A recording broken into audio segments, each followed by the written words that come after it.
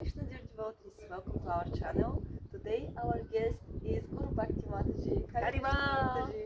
Guru Bhakti Mataji is my dear friend from Bulgaria, and I am very happy to have her here with me again.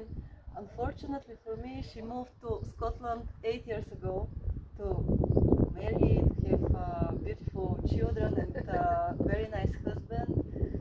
But we are also very happy for her.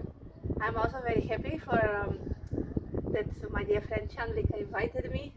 She's very inspirational and sweet person, and I never even dreamed to be actually on her podcast. It's such an honor to me. Oh, you're such a nice person.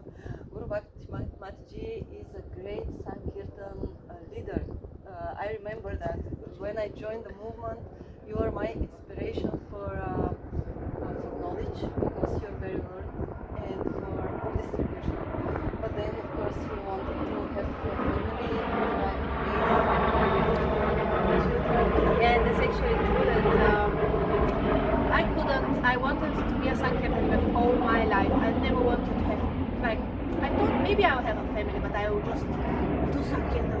Then till I die, I will just distribute everything, even if I have family. But life is not so straightforward. So if you have a family, that's it. You have to commit.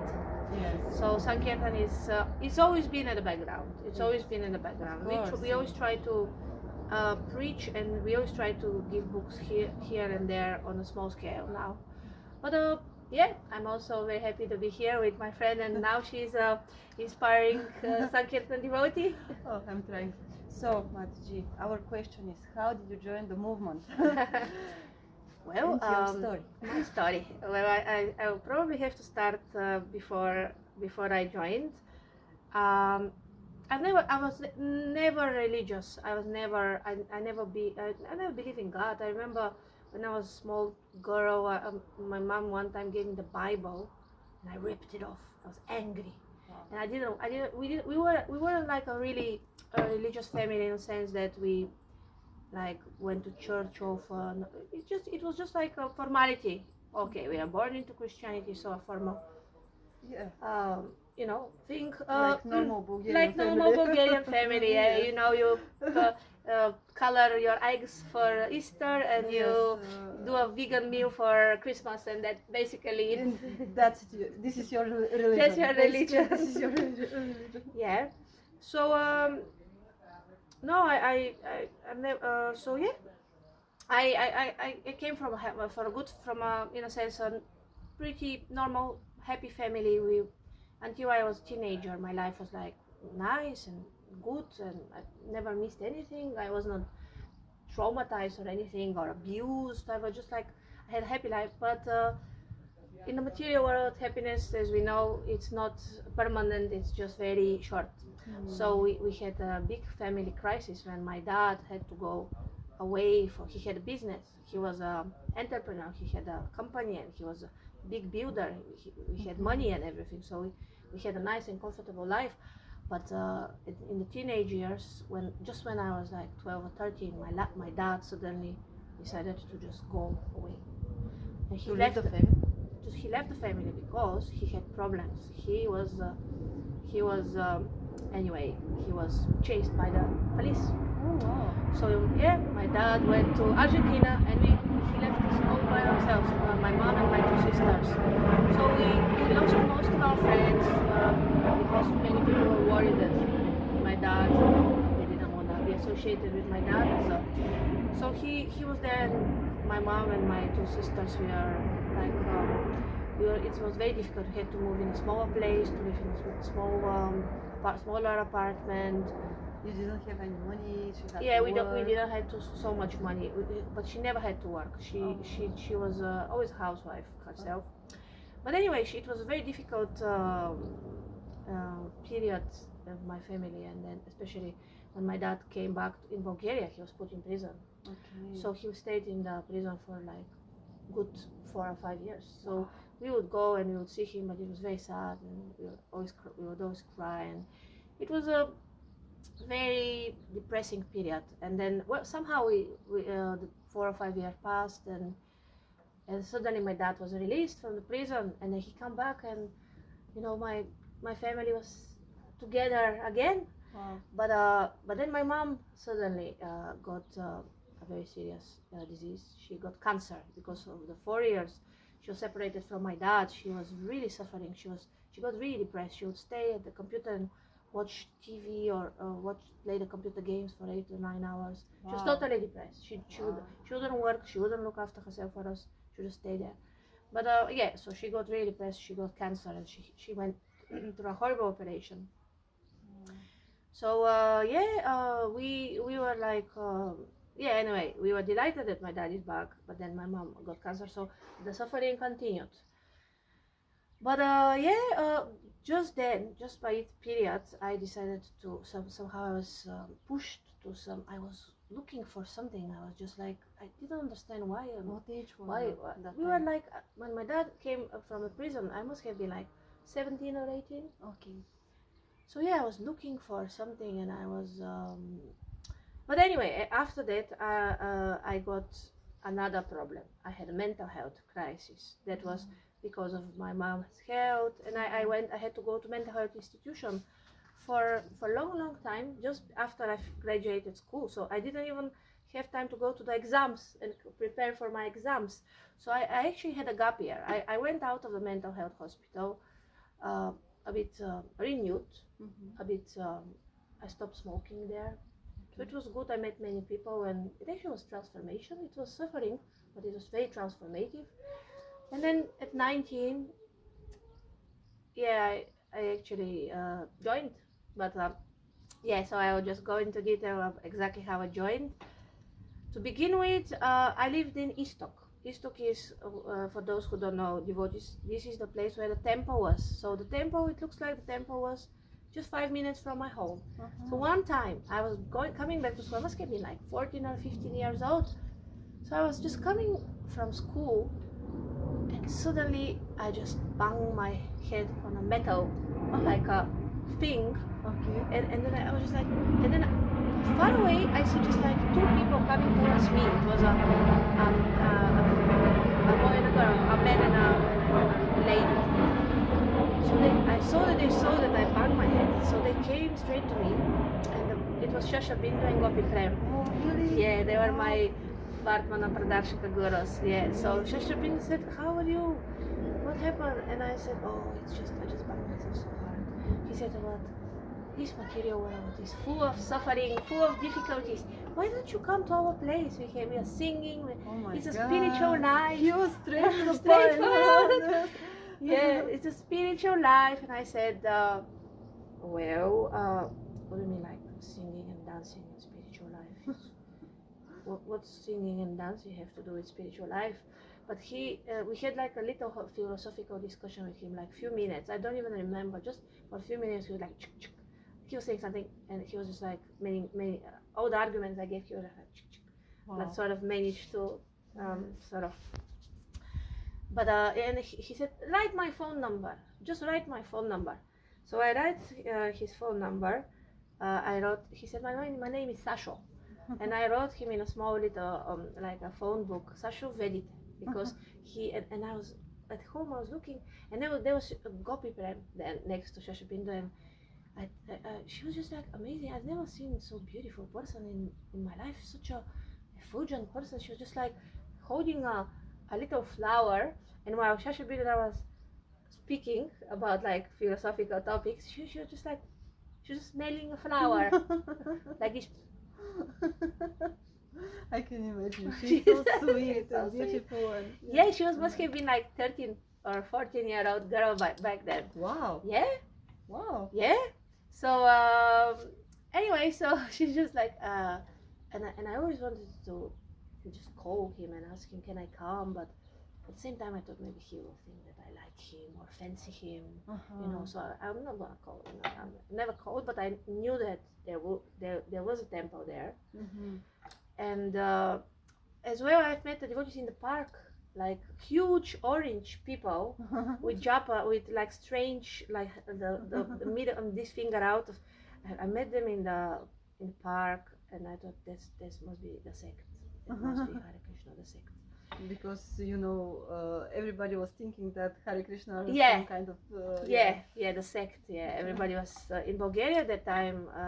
People were quite not broad-minded, the opposite. They were quite narrow-minded. It was just, even my granny was telling me that there are some strange sects that you go in them and that you go and they ask you to commit suicide together with other people. That's what people imagine when you say Hare Krishna, that you are basically go together with many people and die, because that's actually some Muslim sects and groups actually they do that. You know, they go together and they say if you commit suicide you're gonna reach the kingdom of God after that. You know, people definitely thought like that. You know, and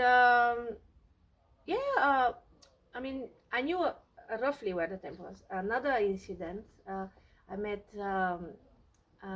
another devotee who is not around anymore. She was called Mahalakshmi. She's a school friend of Gopi.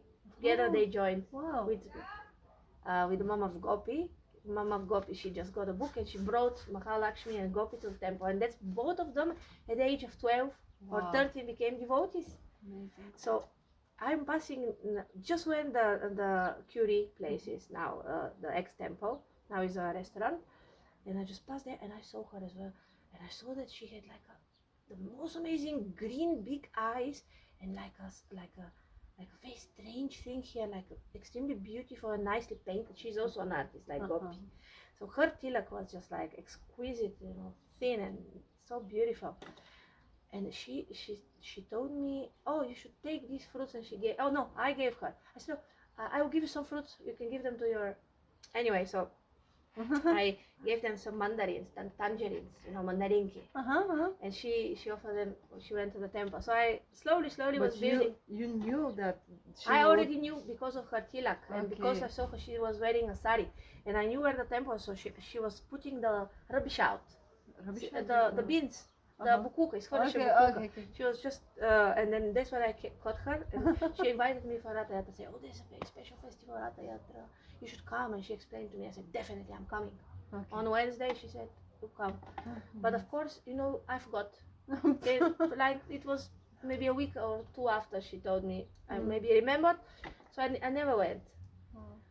Anyway, so somehow all these incidents, they didn't make sense in my life. I just didn't even think about this. But at the age of 19, after I came out of the mental health institution, I went to started yoga. I started following Danuf. Danuf is a Bulgarian spiritual master who preaches like vegetarianism and like kindness and all kinds of moral things. Yes. Many Bulgarian people follow Danuf. Yes. They even have like special dances and stuff. So probably some of the people might know him. But anyway, I started being a vegetarian. I started doing yoga. Every day, 2, 3 or 4 hours yoga. Oh my God. Yeah. You're so serious. I went, every single day, 3 or 4 times. I went to different yoga classes and courses in the week, and every single day, apart from the classes, I'll do 2 hours yoga on my own. So you were doing basically only yoga the whole day? Only yoga all day, every day. Wow. For months and months and months. Yeah, but this helped you with your mental problems. This actually helped really much. And so basically, it was like suddenly I found my first serious boyfriend, who it was the first love, you know. I was only 19, so he was almost my age. He was called Tony. Now he got initiated as well. He's a devotee from the Vrinda tradition, Vrinda Hare Krishna.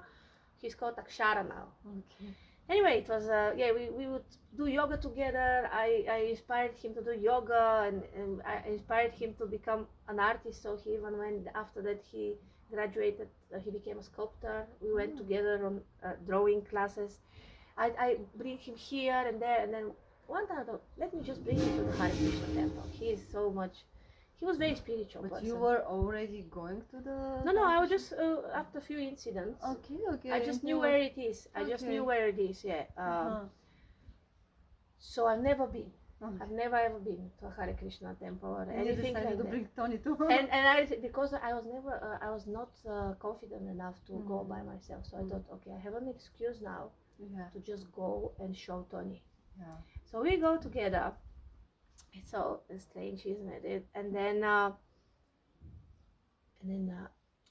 just when you go in, now it's the altar is just the same place, but Jagannath and Baladev and Subhadra were on the altar back then. On this altar that now is in Curie. Yes. It was the altar that the deities were now squashed, a bit more squashed, a bit more Yes. like this. Yes. So I just went there. It was Purusha's Pujari.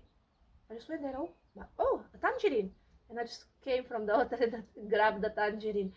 And Purusha Chuta Prabhu, he just like he almost had a heart attack. Maybe he forgot about it. Probably that's just like. He just like, oh my gosh, and I understand, oh my god, that's something really serious. I've probably made like a really big offense or something. Anyway, it was very strange atmosphere. Like, it was absolutely weird. For me, it was first time in a Hare Krishna temple, total cultural shock. Purusha Chuta Prabhu dressed in a strange thing, very like serious. Very like these huge statues with smiley faces and everything like that. It was just like, absolutely honestly mind-blowing, if I can say.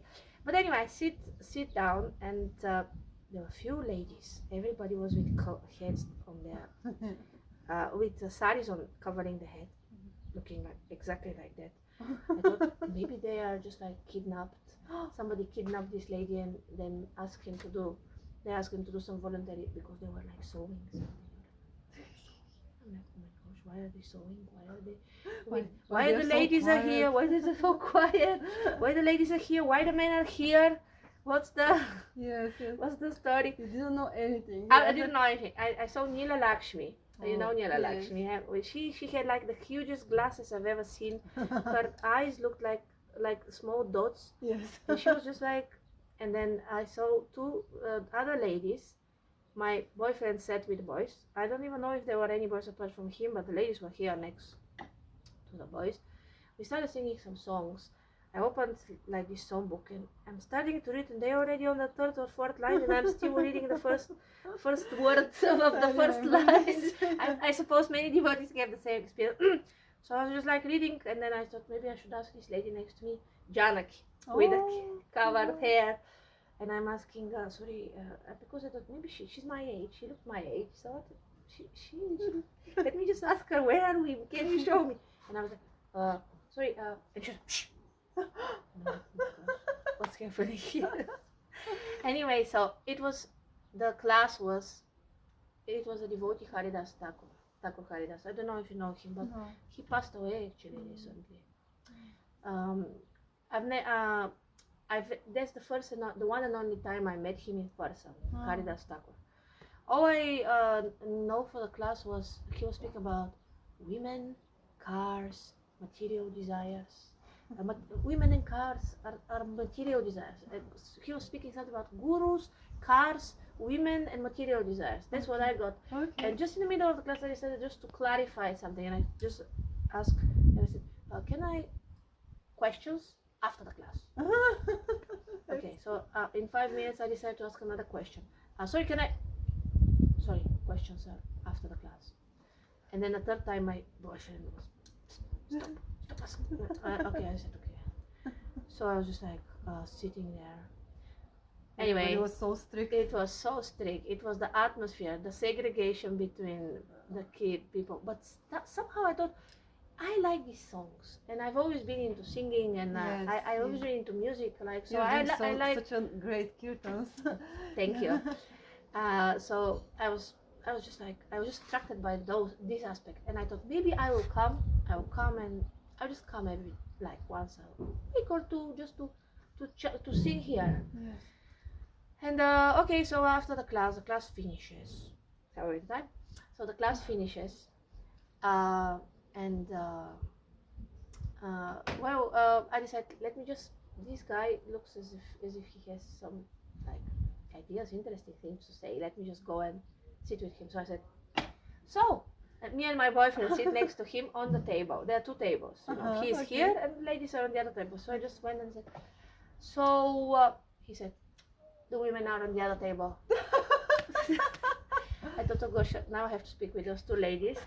I went to them, and I realized in the conversation that they're not kidnapped. Okay. They don't, but they basically, not that they run away from home, but they basically, because they were so young, I thought they don't look like students, but they don't look like schoolgirls. So I've interrogated them and I asked, okay, where are you from? Yes. Why are you here? How did you come? And everything. And I said they're actually really nice and sweet girls. Yeah, they're very nice and sweet girls. There were Janaki Okay. and Gala. She was same thing. Gala and Janaki were tennis players, both of them. Okay. So, and their trainer, their coach, Yes. he was a devotee. Yes. Ganesham, I think he's called now. So he made them both devotees. He helped them become devotees. I've heard that story. So yeah, so they were there living in the temple without their mom and dad knowing. They were just said that they're like looking for a job and they had hired an apartment, or maybe they knew. I'm not sure. That's what I imagined in my mind. So now if Pundarika sees me and I'm just want to apologize if I said something wrong. I will take also interviews from them. We had the whole this generation. Gopi and Pundarika joined a bit earlier, and Janaki. We came together sort of. Yes. So even though they started even earlier than me, 15 or 16, they were already chanting. They were serious, super. But they were amazing. I've never seen so beautiful people.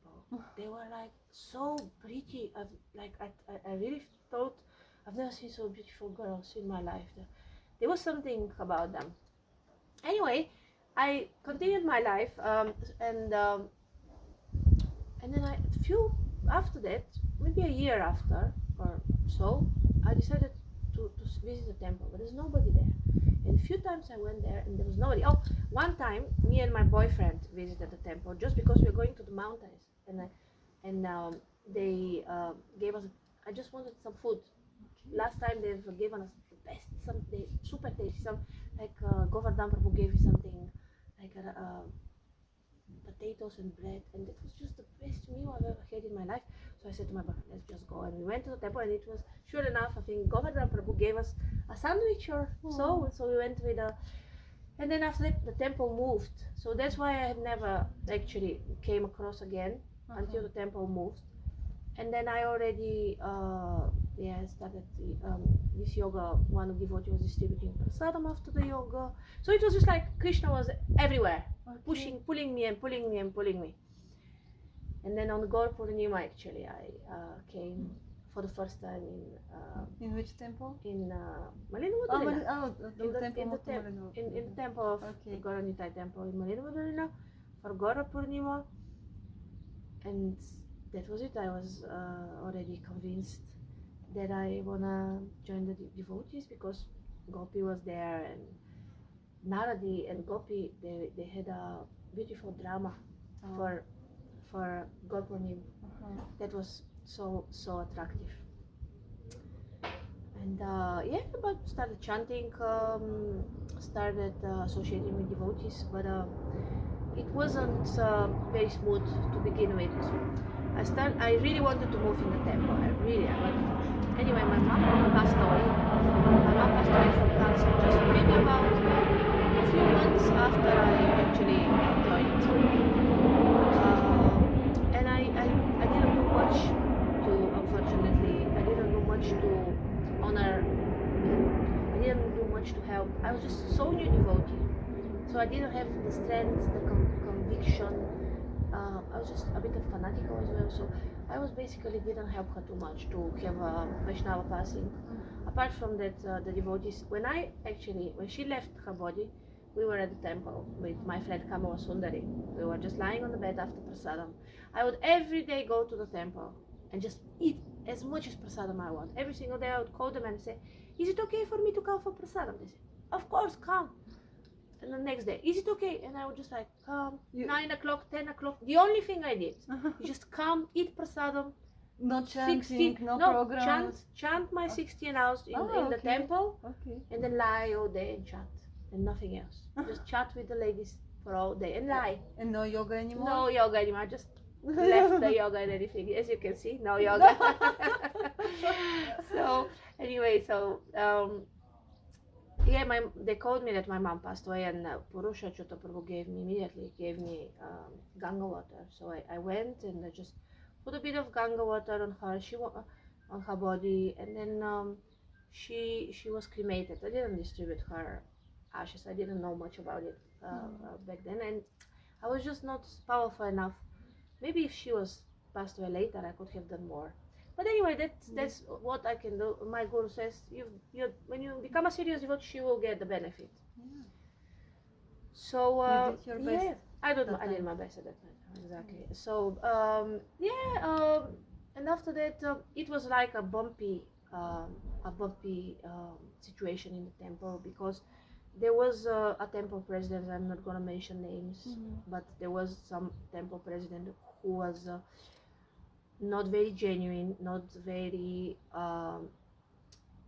Basically, he had affairs with ladies, so it was very, very difficult for the temple. Some of the ladies with whom he had affairs, they just had to leave, and it was, some people left forever. Some of my friends back then left forever Krishna consciousness, because there was such a trauma for this, and there was nobody. There was not a temple president, so he was sent away. So he wasn't even allowed to come closer anymore. So there wasn't even a temple president. There wasn't anybody looking after the devotees. There was politics. There was like everybody you speak, they'll testify that for it was like a transformational period for the yatra. So it wasn't easy. But anyway, thanks to Leela, thanks to my friend Neela Lakshmi. She was staying in Sofia, but then she went to Vrindavan. Neela Lakshmi is a old devotee. She helped translated Bhagavad Gita. She's the pioneer of the movement. She's such a character that you can hear like legends about her. She's just like so dedicated, so devotional. She's so transcendental that just by being around her, just by having her association, it was just like the best thing ever. She just convinced me somehow. Not convinced me even. She just mentioned that she's going to India and she will be doing this and that. And there's a Bhakti Shastri course. Why don't you start? And you decided to go. I decided to go with her. With her. In No, Vrindavan? she was already there. I decided to go to Mayapur. I think she recommended Mayapur. Okay. So I was only 20 back then. So I decided, my dad, he was apprehensive, but he was seeing that I'm very enthusiastic, and he agreed to help me financially. He just sponsored my journey and my stay there, and I just went there, and I'm so lucky that from such a very young age I had contact with the Holidam, the culture, the scriptures, the devotees, and that's actually transformed my life and gave me strength. And then I decided yes. And then somehow one day, I don't know if it was before I went to India, actually it was one day, I just was walking to the temple and thought to myself, why don't I just go to the temple and get some books, distribute some books. I went to the temple and I said to whoever was there, I think Kamo Sundari was looking after the treasury or the books. So I would go to her and say, I want books, and she would give me some books. And then the first time I went and distributed some nectars of devotion, like that. You went alone? First time I went with with Gala and Janaki. But they were like into chatting as well, so we would chat, we would distribute books. Yes, young girls. So young girls, we would dress up, and the hair and everything, makeup. So it was amazing with them. It was so nice. And then I started seriously doing book distribution. You really I would just fell in love with book distribution, and I said, that's what I want to do. And then Of course, book distribution is just like so amazing that um, devotees actually encourage me much more. This maybe devotees have noticed that I would just you got so much encouragement for devotees from book distribution that sometimes even you got too much praise and like you got your motives. It was well, to be honest, the biggest inspiration for me for book distribution must have been Padma, Alini and Shtano Prabhu. She always was telling me one and the same thing. She would always tell me, Guru Bhakti, check your motivation. What is your motivation? She would always ask me the same thing. What is your motivation? So I would like ask myself really why I'm going to do this. Is it because I want to look better in the eyes of the devotees, or is it because I get praise, or is it because of this and that? And sometimes it's true, you really probably, maybe because you try to praise Krishna and Krishna does like that other people praise you, but it could be a bit intoxicating. It could be a bit for the pride, for the ego. For the ego, yes. For the ego. But of course, Krishna is very expert in breaking your ego when you go out there and, you just, you think that you're super, Yes. but I know what you're talking about. but then you see that it's not like that, and sometimes people will say like things for you that are like horrible, spit on you sometimes, and sometimes they'll say something very wise, and you hear something from people. That's actually the best time in my life, sitting there on the street, just suffering that nobody is taking books, but there's not a single second that I would turn back the time and say I don't want to go. Every single day when I came home, I would just be so happy. I would just be genuinely happy. So it's Feeling fulfilled, maybe. fulfilled. Yes. So even if it was a horrible day, even if one person, I would just never feel So on this note, I would say that book distribution is very, very nice. And those who do book distribution are so very special. All the devotees are very special. Prabhupada is just given us so much mercy and so much engagement in Krishna service. So I'm actually very obliged to Krishna and to Prabhupada, to all the devotees, to my mentors like Nila Lakshmi and Padma and Shtanu and Vikrami, all those devotees, Paramjyoti Prabhu, all those devotees who have been there for us, for me, and they actually helped me quite a lot. Many devotees in very difficult, in extremely difficult times. So yeah, that's why my little story. Little beautiful story how you joined the movement. Thank you. Yeah. Thank you, dear just, Mataji, dear Guru yeah. Bhakti. You're Take amazing devotee, and I'm so inspired by you. Yeah, I'm also very inspired by you. Yeah, because when I joined the movement, you were there. Just what we were, devotees were there for me the same way. Yeah. So you just like pass on. They passed it on me. Yeah, that's Maybe. important. To take care of the devotees. Yeah. So I can see that the movement here in Bulgaria is expanding so nice. And so many new families as well. The whole family is coming. That's so good. That's so just the whole family is joining. They in 3 or 4 years receive initiation. Kids already chanting. So it's just like Amazing. amazing. Oh, thank you very much. you. Hare Krishna.